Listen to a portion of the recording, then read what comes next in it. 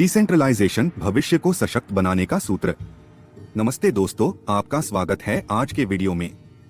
इस वीडियो में हम डिसेंट्रलाइजेशन के रोचक तथ्यों पर बात करेंगे। डिसेंट्रलाइजेशन आखिर है क्या? ये पिछले कुछ सालों में एक प्रसिद्ध विषय बन गया है, जिससे अलग अलग इंडस्ट्रीज में लगातार बदलाव हो रहे हैं और हमारी टेक्नोलॉजी से जुड़ी व्यवस्थाओं में परिवर्तन हो रहे हैं। आइए समझते हैं डिसेंट्रलाइजेशन के बारे में थोड़ा और।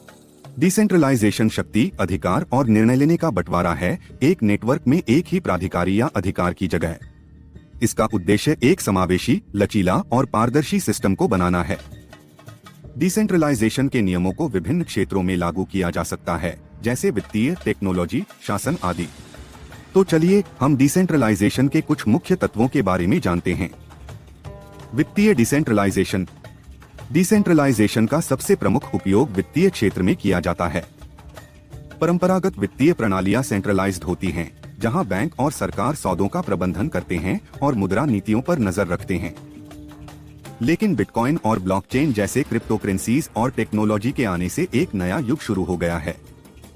क्रिप्टोकरेंसीज की मदद से हम आपस में बिना मध्यस्थ के लेन देन कर सकते हैं, जिससे अधिक गोपनीयता और सुरक्षा प्राप्त होती है। डिसेंट्रलाइजेशन ब्लॉकचेन जैसी टेक्नोलॉजी का इस्तेमाल करके काम करता है, जो लेन देन की प्रक्रिया को एक कंप्यूटर नेटवर्क पर दर्ज करता है और वेरिफिकेशन करता है।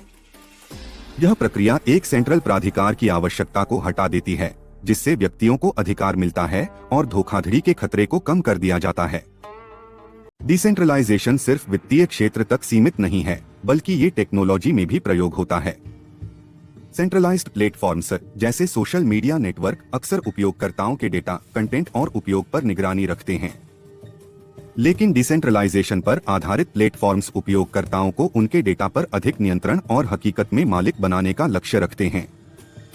उदाहरण के लिए इंटरप्लेनेटरी फाइल सिस्टम (IPFS) और सॉलिड जैसे प्रोजेक्ट्स डिसेंट्रलाइज्ड वेब बनाने पर काम कर रहे हैं।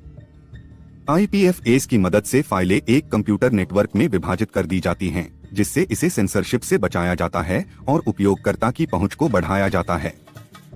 डिसेंट्रलाइजेशन की प्रभावशीलता शासन और संगठनिक तंत्र में भी है। पारंपरिक शासन मॉडल्स में अधिकतर ताकतों का एकांतरीकरण होता है, जिसमें थोड़े से निर्णायक लोगों के हाथ में अधिकार होता है, जिससे पारदर्शिता, सामुदायिक सहयोग प्राप्त होता है। डिसेंट्रलाइज्ड ऑटोनोमस संगठन (DAO) इसका श्रेष्ठ उदाहरण है। DAO खुद को सशक्त करने वाले संगठन हैं, जो ब्लॉकचेन पर स्मार्ट कॉन्ट्रैक्ट के माध्यम से चलते हैं। ये पहले से निर्धारित नियमों के आधार पर व्यक्तियों को निर्णय लेना और संसाधन विनियमन पर अपनी राय देने का अवसर देते हैं। डिसेंट्रलाइजेशन एक नया परिवर्तन का सूत्र है, जो हमारे भविष्य को सशक्त बना सकता है। वित्तीय, टेक्नोलॉजी और शासन क्षेत्र में इसका उपयोग हो रहा है, जिससे समावेशी, न्यायसंगत और पारदर्शी समाज का निर्माण हो सके। इसे अपने व्यक्तिगत और व्यावसायिक जीवन में भी समझें और एक सकारात्मक बदलाव का हिस्सा बने। वीडियो देखने के लिए धन्यवाद। यदि आपके पास कोई सवाल है तो कृपया नीचे कमेंट बॉक्स में पूछें। हम जल्द ही आपके सवालों का जवाब देंगे। वीडियो को लाइक और शेयर करें। चैनल को सब्सक्राइब करें और बेल आइकन को दबाना न भूलें। धन्यवाद।